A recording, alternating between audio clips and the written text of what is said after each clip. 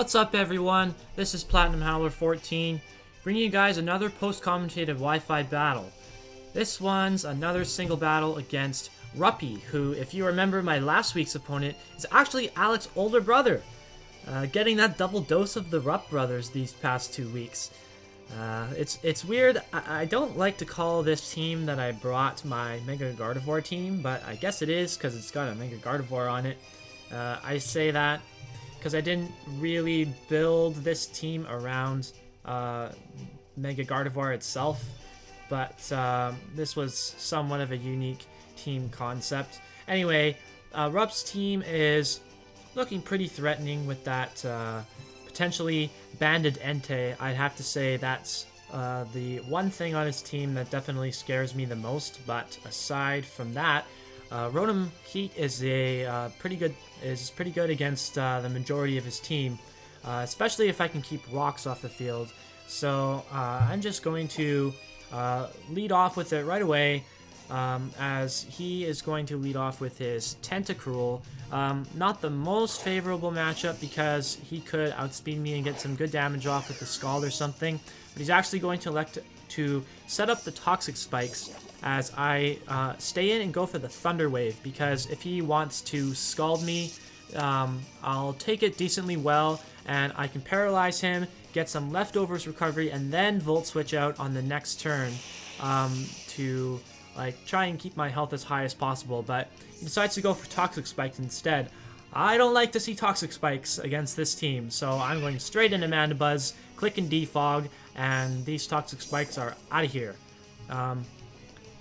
I was kind of worried that this kind of might be like a stalemate of just me going for Defog and him trying to keep his rocks up, and maybe him going for a Scald Burn on my Mandibuzz. But he actually switches out into his Mamoswine, which is good for me because I can just get rid of the spikes and go right back into my Rotom, because Mamoswine can't really do much of anything to Rotom Heat. He is going to set up his Stealth Rocks. That's fine. That's all he can really do. He's going to withdraw from there. I am going to predict him to switch and go for another Thunder Wave.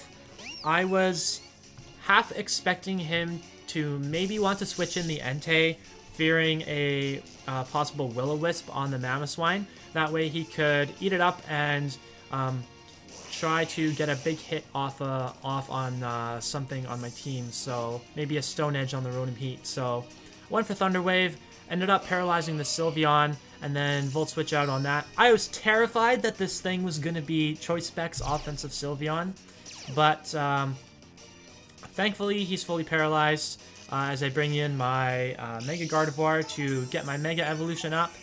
And I really, at this point, I have two vital defensive mons on my team in Mandibuzz and Rotom Heat that are both weak to Stealth Rocks, and I really want to get rid of them. So I'm trying to do my best to try and get Mandibuzz in to get a Defog off and get rid of the rocks. So by having my Gardevoir in, I really want to see what he's going to do with this Sylveon, because right here as I go for the Psyshock after I Wish, I was really debating whether or not he was going to switch out and I could get Mandibuzz into Defog. But switching Mandibuzz in on a Sylveon is not something that I can really safely do, so I stay in just to see what he's going to do. And I'm still really expecting him to switch, but I can't bring in the Mandibuzz on a Sylveon. That would just be really bad. Switch up my moves this time, hit this Celebi, so Gardevoir is really putting on the pressure now. Somehow, or for some reason, Ruppy feels the need to take 65% on his Celebi and then send in his Mamoswine on the next turn to get obliterated by a Hyper Voice just to get his Scizor in for free. I'm not sure what he was thinking there. But all I can say is Mega Gardevoir is a monster. I definitely don't want to stay in on this Scizor. He's going to Mega Evolve and go for the Swords Dance. So I'm glad that I decided to, well, bring in my Mandibuzz because, one, I wanted to get off the defog, and I kind of thought he would switch again here, but I wasn't about to mess around with a +2 Mega Scizor in front of me, so I go for the foul play anyway as he brings in the Sylveon. Not going to do anything at all. So now I see my way to win right here. I sack off. I'm leaving in my Mandibuzz for this Sylveon to take out. I'm going to be able to defog the rocks away because the Mamoswine is now dead, so he cannot set up rocks for the rest of the game.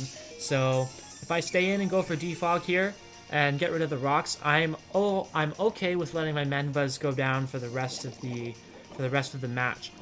And thankfully, I am able to live a Hyper Voice and go for a Toxic on the next turn as he takes me out with the second Hyper Voice. In comes the GM Monster, or the GMO Monster, whatever you want to call it. It's a play on words. By going for Toxic, I bring in the Leafeon. He's probably thinking, what the hell is this thing gonna do? Swords Dance comes in as he is tempted to go for the Heal Bell because I got the Toxic off on him, and now I've got up the Swords Dance, and it's not looking good for Rupp here.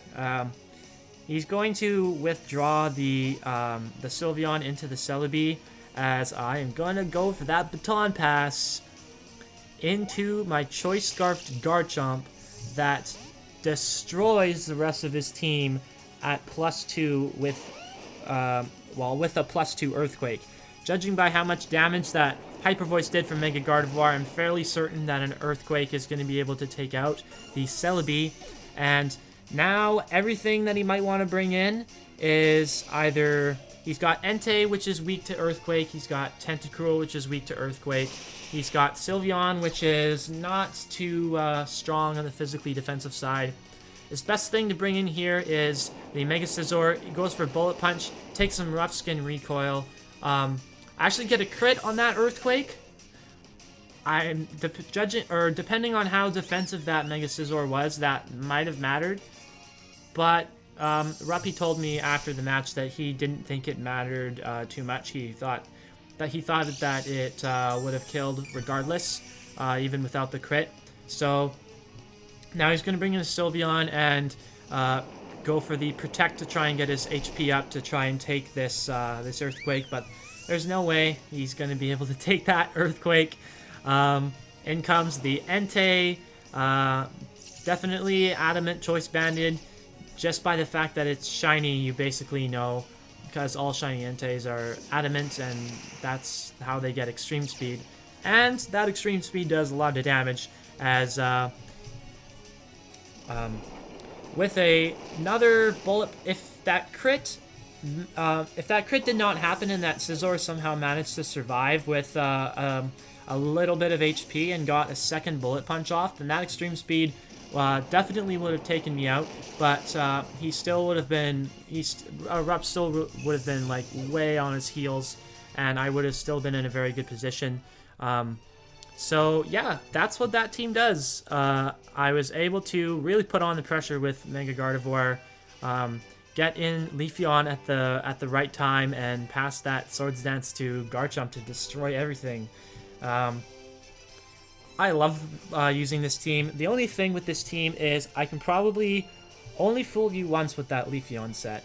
So it's not a team that I'd feel comfortable bringing to a best-of-3 scenario, for example, because, you know, once I pull it off once, the jig is up, and it'll be a lot harder for me to win one of the next 2 games. But it worked today, and that makes me happy because I get my second consecutive 5-0 victory, sweeping the little mini-series against the Rupp brothers.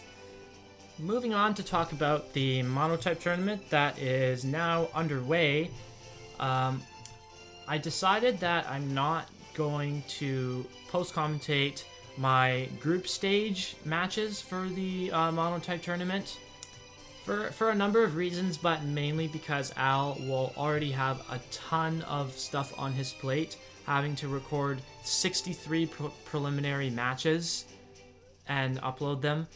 Not a huge fan of overloading his plate like that, and especially he's already got these regular league matches to upload as well, which I'm post commentating too. So that'd be a lot of work for him, and yeah, we could just have fun with the monotype. And if I happen to make the top 8 or the playoffs of the tournament, then I'll definitely try and post commentate for those. But for now, we'll stick to one post com a week for regular league battles. So yeah, look forward to the next post com for next week's league match against I don't know who. Hope you enjoyed this battle, and see you guys next week.